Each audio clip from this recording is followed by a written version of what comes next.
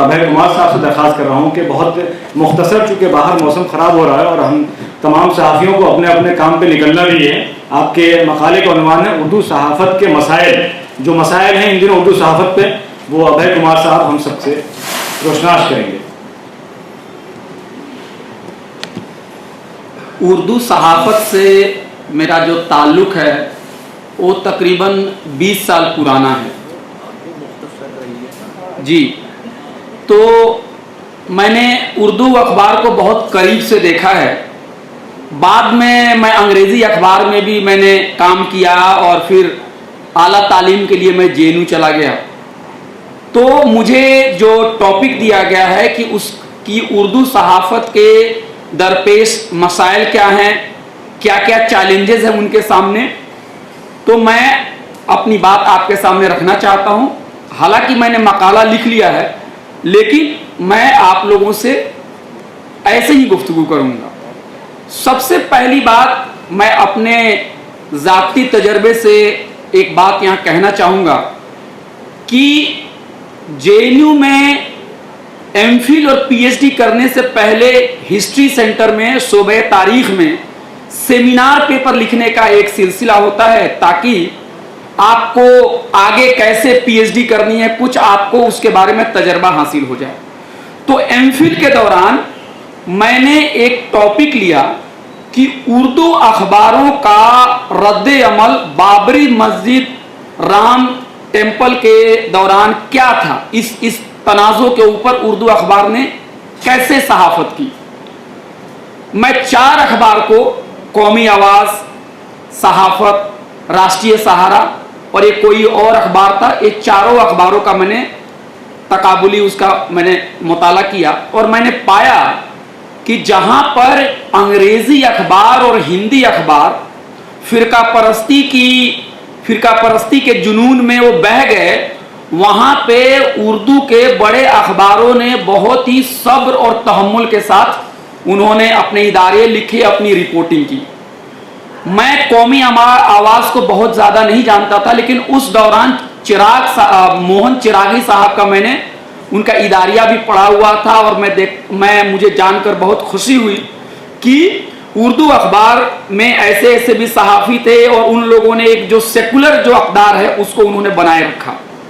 آپ لوگوں کو دہلی یونیورسٹی کی ایک پروفیسر ہیں تاریخ کی، ان کا نام ہے چارو گپتا اور مکل شرما. انہوں نے بابری مسجد تحریک کے دوران اور رام ٹیمپل تحریک کے دوران اخباروں کا کیا رول تھا اس کے اوپر انہوں نے ایک مضمون لکھا ہے. وہ PDF میں ابھی بھی موجود ہے اور اگر آپ پڑھیں گے تو آپ کو بہت ہی افسوس ہوگا کہ ہندی اخبار کو کون کہے. انگریزی اخبار میں جو بڑے بڑے صحافی لوگ تھے انہوں نے بھی مسجد کو مسمار کرنے کو براہ راست طریقے سے یا چھپ کے ڈھک کے اس کی حمایت کی. یہ تاریخی حقیقت ہے. لیکن اس کے برعکس آپ یہ دیکھیں گے کہ اردو اخبار کے اوپر اس طرح کی الزام تراشی کی جاتی ہے، اس طرح کا الزام لگایا جاتا ہے کہ یہ مسلمانوں کا اخبار ہے، اس میں مسلمانوں کے جنون کو بھڑکایا جاتا ہے، اس میں فرقہ پرستی کے جو مسالے ہوتے ہیں اس میں ڈالے جاتے ہیں، اس طرح کی بات آتی ہے. اور میں کہہ رہا ہوں کہ یہ کوئی افواہ کی بات نہیں ہے. باقاعدہ آکسفورڈ سے ایک کتاب چھپی ہوئی ہے جس میں اردو کے جو ناقدین ہیں اس میں مسلم بھی ہیں اور غیر مسلم لوگ بھی ہیں، انہوں نے اردو اخباروں کی جم کی دھلائی کی. میں اپنے تحقیق کے دوران ان ساری چیزوں کو جب میں نے پڑھا تو میں اپنا ماتھا پکڑ لیا کہ ایک طرف جو حقیقت یہ ہے کہ اردو اخبار جو ہے سیکولرزم، فرقہ وارانہ ہم آہنگی، مشترکہ تہذیب، اس کے ایسے اصول کو آگے بڑھا رہا ہے اور ایک دوسری طرف میڈیا کے اندر میں یہ افواہ پھیلائی جا رہی ہے، لوگوں میں اس طرح کے تاثرات پیدا کیے جا رہے ہیں کہ اردو اخبار جو ہے وہ جذباتیت سے کام لیتا ہے، اردو اخبار کا کوئی معیار نہیں ہوتا ہے، اردو اخبار کے اندر میں مغربی ایشیا اور خلیج کے ملکوں کی خبریں زیادہ ہوتی ہے، اس طرح کی چیزیں افواہ پھیلائی جاتی ہے. تو جو میرا پہلا یہاں پہ یہ ہے، جو میرا پہلا ہائپوتھیسس ہے جو میں یہاں کہنا چاہتا ہوں کہ جس طرح سے مسلمانوں کو ادرین کیا جاتا ہے، ان کو غیر ثابت کرنے کی کوشش کی جاتی ہے، وہی مسلمان جو اس ملک میں ہزاروں سال سے رہ رہے ہیں، جنہوں نے یہاں کی معیشت کے لیے जिन्होंने मुल्क की आज़ादी के लिए किसी से कम कुर्बानी नहीं दी, उसी तरह से कहीं ना कहीं उर्दू अखबार को भी कहीं ना कहीं एक खास मजहब से जोड़ा जाता है। और सवेरे के सेशन में बहुत सारे मकाला लोगों ने पेश किए और उन्होंने दिखाया कि उर्दू अखबार को चलाने में, उसके लिखने में मुसलमानों के अलावा गैर मुसलमानों का भी बहुत बड़ा रोल रहा है। और जैसा कि जामे जहानुमा के बारे में जो जीडी चंदन साहब ने जो रिसर्च उन्होंने की और उन्होंने उसमें कहा कि इस अखबार को हम उर्दू अखबार का सबसे पुराना अखबार कह सकते हैं और इसको चलाने वाले लोग भी जो इसके बानियान थे वो गैर मुस्लिम लोग थे।